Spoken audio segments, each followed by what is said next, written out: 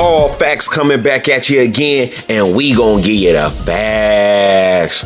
Okay, today we're gonna talk about the New Orleans Pelicans getting their first win. Yes, indeed. We're gonna talk about their team chemistry, what we saw, and what it means. Okay, let's go. They did it. Finally, they got a win. All the anticipation built up. Everybody wanting to see what we knew could happen, came to fruition. Jrue Holiday came back. And we didn't know how long he was going to come back. Everybody came with all these stipulations, and me too, all these assumptions about, wow, what's going to happen when he's not here? He's not here. How long is it going to take? But dang, to our surprise, Jrue Holiday just popped back on the court. A nightmare, as the Nuggets probably were not prepared for him to come back. But he came back, and it changed almost everything. Now, the Pelicans, with him on the floor, they have another problem for teams on the defensive end that they have to pay attention to.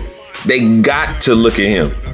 He was the number one person last year they had to look at because, AD, we hurt and all the time, stuff like that. But it gives Brandon Ingram now a break, gives him more room to work, and it also gives Lonzo Ball another person to pass to. And when you surround Lonzo Ball with players that can finish, his game comes alive. Resurrection. And that's the key to unlock Lonzo's cheat code.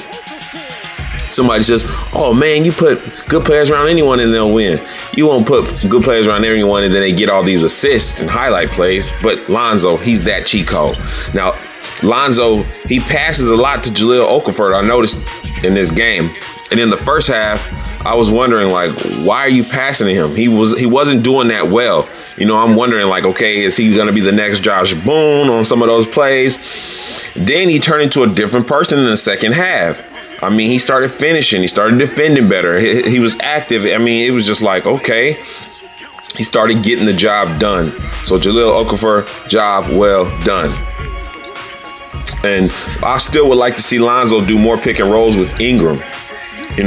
But if Okafor can finish, I guess that's cool. It don't matter. And JJ Redick, finally, you didn't miss all them shots. It was different. You didn't just miss all them shots. I wonder if he was thinking about that.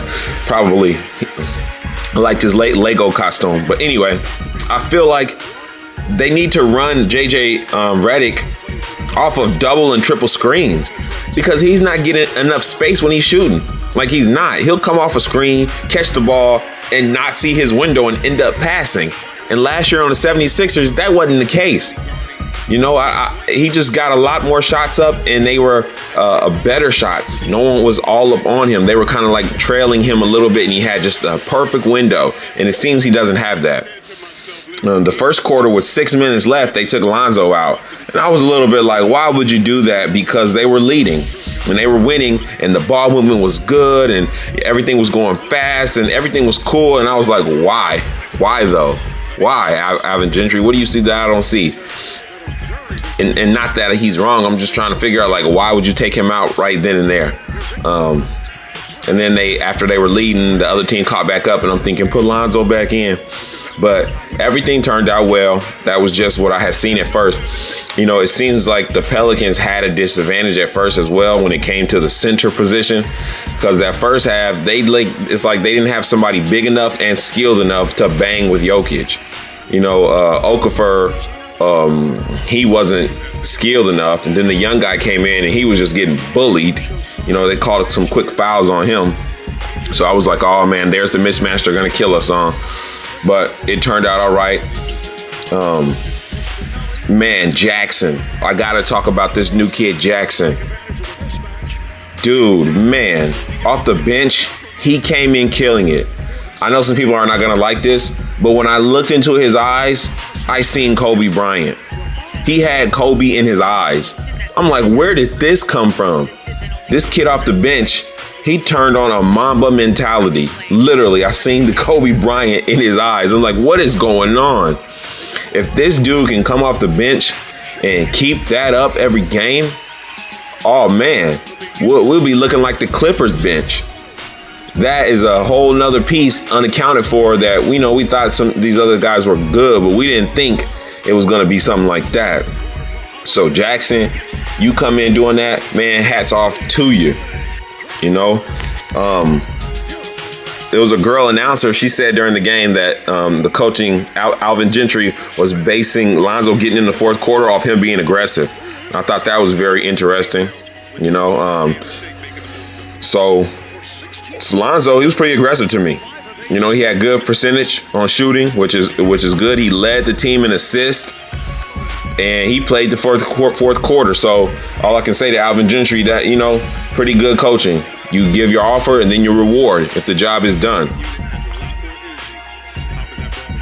And so Lonzo attacked the rim a lot more too. So if people want him to attack the rim, he did. And sometimes as attacking the rim, he would pass because another option came open. But I seen him looking to be more aggressive.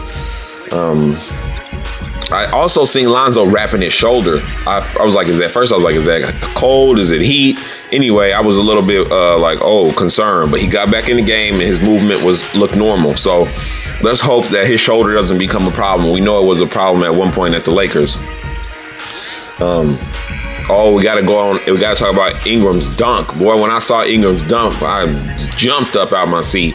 That was a moment right there. And hopefully a sign of things to come. We want to see Ingram get more confident and more aggressive as well.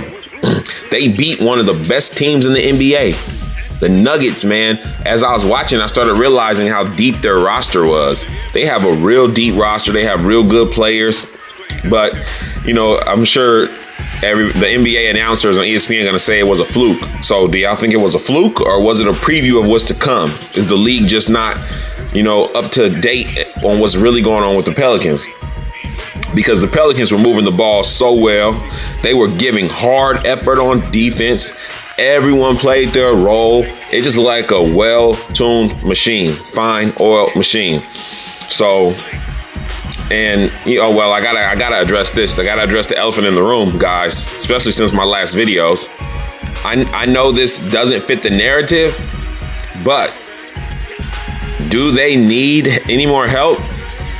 Do they need LaMelo? Do they need LiAngelo?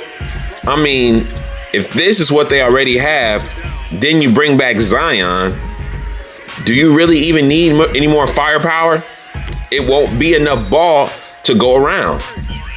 So, I mean, maybe this was a fluke. But if not, it's not looking good for them to add LiAngelo. It's not looking good for them to get high on the draft and get LaMelo. You know, it's looking better for whichever team signs LaMelo and then offers him an early extension, the way the Lakers offered Lonzo, you know, more the guaranteed money and whatever. If they offer LaMelo an extension for LaMelo to give them a stipulation that they got to sign this brother to a 1-year deal, that's what is looking better to do to get Jello in. Because if the Pelicans are going to keep playing like this, and, you know, then Jello can just shock the world after following LaMelo to Cleveland or Miami or the Suns or whoever drafts him and then offers him, you know, some guaranteed money contract. And Kenny Smith said at the end of the game that the Pelicans are making the playoffs. He's at the 8th spot. I've been telling people the Pelicans are going to make it to the playoffs this year if they're healthy. A healthy Pelicans team, they make it to the playoffs. They just do.